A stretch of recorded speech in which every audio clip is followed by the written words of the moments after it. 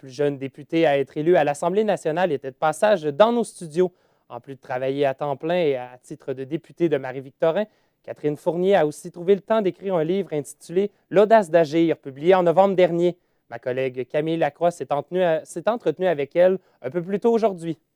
Bonjour, Madame Fournier. Bonjour. Vous avez écrit un livre sur les jeunes et leur audace d'agir en société. Pourquoi avoir choisi ce sujet?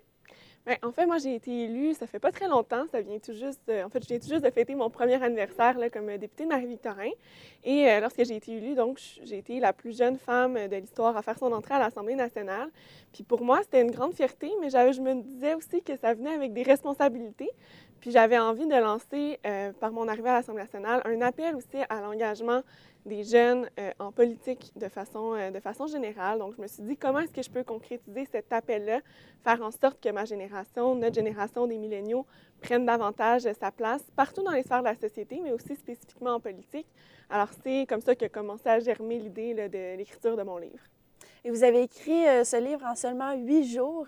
Où est-ce que vous êtes allé chercher cette motivation malgré un horaire chargé, probablement? Oui, effectivement, la vie de députée, ce n'est pas de tout repos, mais justement, ça faisait longtemps donc, que je pensais à ce projet-là. Donc, dès le mois de décembre 2016, j'ai commencé à amasser de l'information, à faire de la recherche. Je ne savais pas trop si ça allait finalement aboutir comme projet, mais l'année dernière, donc cet été, j'ai eu des vacances pour la première fois depuis très longtemps. Alors, je me suis dit, si je veux que ça réussisse, ça ne pourra pas arriver dans mon quotidien, je n'aurai pas le temps d'écrire, alors il faut que je m'y consacre vraiment à 120 %. Donc, pendant justement 8 jours, pendant mes vacances d'été, je me suis levée extrêmement tôt, je me suis couchée très tard aussi. J'ai fait des heures et des heures de rédaction pour mon premier jet, finalement, qu'effectivement, j'ai réussi à écrire en 8 jours. Mais il faut savoir qu'il y avait un très gros travail qui avait été fait au préalable avec ma recherche. J'avais tout monté, la structure aussi. Donc, maintenant, il restait la rédaction. Puis, par la suite aussi, j'ai continué à enrichir là, mon premier manuscrit et à faire des modifications, bien évidemment. C'est quand même un long processus, écrire un livre, là, malgré tout.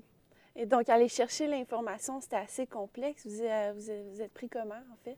En fait, je savais quel sujet je voulais aborder, donc j'ai fait beaucoup de lectures. Moi, j'adore pouvoir lire, tout ça, donc plusieurs livres, plusieurs recherches aussi. À l'Assemblée nationale, on a accès à la bibliothèque de l'Assemblée nationale qui nous fournit beaucoup de documentation, donc ça m'a beaucoup aidé évidemment là, dans ma recherche puis dans l'écriture de mon livre. Et les jeunes sont de plus en plus désintéressés à la politique. Pensez-vous être capable de renverser cette tendance-là? J'aurais tendance à dire qu'en fait, c'est un mythe. Je crois que les jeunes sont intéressés par la politique, mais peut-être pas de la façon dont elle est faite actuellement. Donc, même s'il y a un intérêt, ça ne se traduit peut-être pas en vote, par exemple, dans les urnes lorsque les élections sont déclenchées, ou encore dans le militantisme des partis politiques, parce qu'il faut reconnaître que l'âge moyen des membres des partis politiques augmente. Par contre, moi, quand je parle aux jeunes, puis j'ai commencé à faire cette tournée-là, et visiblement, il y a un intérêt, mais souvent, les jeunes se sentent peu outillés pour bien comprendre la politique, semblent qu'ils manquent de repères, ne savent pas trop comment l'analyser, comment se faire une idée. Donc, je pense que c'est cette information-là qu'il faut davantage diffuser. Et aussi, peut-être, écouter les jeunes pour savoir de quelle façon ils voudraient que la politique soit faite maintenant et donc pouvoir la changer. Mais pour ça, moi, c'est pour ça que j'invite les jeunes à venir en politique parce que c'est avec cet apport que la politique va pouvoir réussir à changer aussi à notre image. Et dans le dernier chapitre, vous incitez les jeunes à s'impliquer, à s'engager.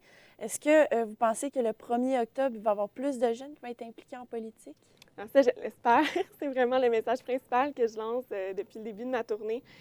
C'est vraiment le 1er octobre prochain, c'est quand même une élection très décisive pour l'avenir du Québec. On va voter pour le prochain gouvernement qui va être là pendant 4 ans jusqu'aux prochaines élections à date fixe. Puis ça va avoir des impacts encore beaucoup plus longs que les 4 années auxquelles ils vont être au pouvoir. Alors, c'est le temps de choisir la vision de la société que l'on souhaite. Et pour ça, les jeunes, on peut s'impliquer, on peut faire une différence dans l'issue du vote parce qu'on est presque un tiers de l'électorat. Il ne faut pas l'oublier, on pense que notre poids démographique, il est très bas, mais au contraire, là, bientôt, on va même être la génération majoritaire au Québec. Alors, il faut prendre ce pouvoir-là et changer les choses grâce à lui. Et quand vous parlez d'engagement, est-ce que c'est seulement dans un parti politique? Non, c'est ça aussi que j'explique, c'est que la politique, en général, c'est beaucoup plus large que seulement le militantisme au sein d'un parti politique. On n'a pas besoin d'être député non plus pour faire la politique, il faut le reconnaître. On peut être militant, on peut être bénévole, oui, dans un parti, mais aussi ailleurs. Un jeune, par exemple, qui s'intéresserait à l'enjeu environnemental et qui voudrait s'impliquer, par exemple, dans un groupe comme Greenpeace, qui met de la pression sur les décideurs politiques, bien, ça aussi, c'est faire de la politique. S'impliquer dans une association étudiante, évidemment, c'est faire de la politique aussi. Donc, il y a toutes sortes de manières de pouvoir s'impliquer dans les différentes sphères de la société qui relèvent d'un pouvoir décisionnel comme la politique ou d'autres choses. Mais ce que je trouve important, c'est de lancer le message qu'on est capable de faire une différence dans la société, puis que c'est important de s'engager, peu importe la cause qui nous interpelle. Commencer par des petites actions Oui, au tout début. à fait. Des petites actions individuelles, mais aussi, il ne faut pas nier l'impact des actions collectives. Puis c'est pour ça aussi que la politique, pour moi, ça m'apparaît très important qu'on puisse l'investir, parce qu'on a beau agir tout seul, de chacun de notre côté dans certains domaines, par exemple en posant des gestes plus éco-responsables, tout ça, mais il n'y a jamais aucune décision qui sera aussi importante que celle qui serait prise pour l'ensemble de la société. Donc, c'est là que ça devient intéressant. Et vous abordez beaucoup l'indépendance du Québec. Est-ce que vous pensez que c'est un sujet qui rejoint les jeunes? Mais je pense que les jeunes ont soif d'apprendre sur la question nationale, sur la question de l'indépendance du Québec, parce qu'on n'a pas grandi dans un contexte où cette question-là était très présente, il faut se l'avouer. Moi, par exemple, j'avais seulement 3 ans lors du dernier référendum. Donc, on n'a pas vécu tous ces débats-là de société. Alors, c'est important, moi, je pense qu'on puisse se faire une tête, quels sont les arguments pour, quels sont les arguments contre, puis qu'on puisse prendre position. Alors, moi, bien sûr, je suis indépendantiste, donc je présente les raisons dans mon livre pourquoi je crois qu'on gagnerait à être un pays indépendant. Mais je pense que le débat devrait se faire et je pense visiblement qu'il y a cette soif-là d'en apprendre plus et je me fais constamment poser des questions lorsque je fais ma tournée dans les classes. Eh bien, merci beaucoup, Mme Fournier, d'avoir été avec nous. Et ça fait très plaisir. Donc, Mme Catherine Fournier, députée péquiste et auteure du livre Audace d'agir.